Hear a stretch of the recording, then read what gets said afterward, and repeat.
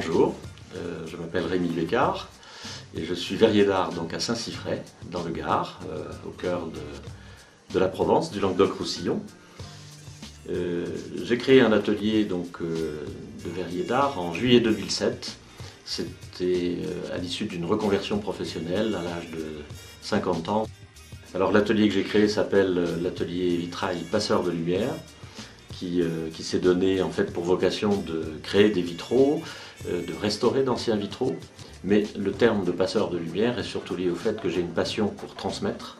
Et donc il s'agit là de permettre à chacun de pouvoir s'initier à la magie de la lumière et des couleurs. Aujourd'hui je travaille essentiellement pour des particuliers qui passent commande de vitraux qui sont destinés à orner donc, soit une fenêtre, soit une porte, ou soit un imposte de porte, ou bien encore des vitraux qui vont être simplement décoratifs. Ce sont des tableaux, comme je suis également peintre verrier, ce sont des tableaux qui vont être posés sur un meuble et qui vont participer du décor. Alors si on veut parler maintenant un peu des différents types de vitraux ou de techniques qui sont utilisées, la technique principale, c'est la plus traditionnelle, c'est le vitrail qui est serti au plomb. Ça nous vient du Moyen-Âge et peu de choses ont changé par rapport à l'époque, si ce n'est une évolution de certains outils. Donc les verres sont enchâssés dans des plombs et puis ensuite sertis et puis soudés. Une autre technique qui est utilisée, où on va pouvoir faire des travaux parfois un peu plus fins, c'est la technique Tiffany. C'est une technique beaucoup plus récente, début du XXe siècle, qui a été inventée par un Américain, Louis Comfort Tiffany. Et là, cette fois-ci, les verres vont être sertis dans un petit ruban de cuivre qui est adhésif. Il sera ensuite étamé, donc avec de l'étain, et puis soudé. Les pièces sont donc assemblées les unes aux autres, avec un cordon de soudure sur la totalité. Et puis on n'aurait pas fait le tour de cet aspect-là si on ne parlait pas des grisailles et des émaux.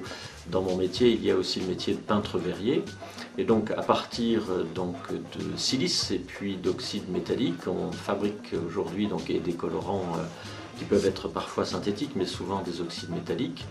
On va donc construire un vitrail dans lequel il y aura un tableau qui est peint. Alors ces grisailles-là sont appliquées comme le ferait un peintre, et puis ensuite c'est passé au four, donc plutôt à haute température, puisqu'on passe aux environs de 700 degrés pour un certain nombre de produits, et on enchâsse ensuite ce vitrail peint, ces morceaux de verre peints, avec la technique au plomb, comme on l'a évoqué tout à l'heure, ou encore avec la technique Tiffany.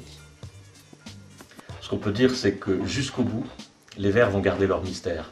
Ça n'est qu'au moment où on lève le vitrail et que la lumière le traverse qu'il révèle en fait tout ce qu'on a tenté de mettre dedans.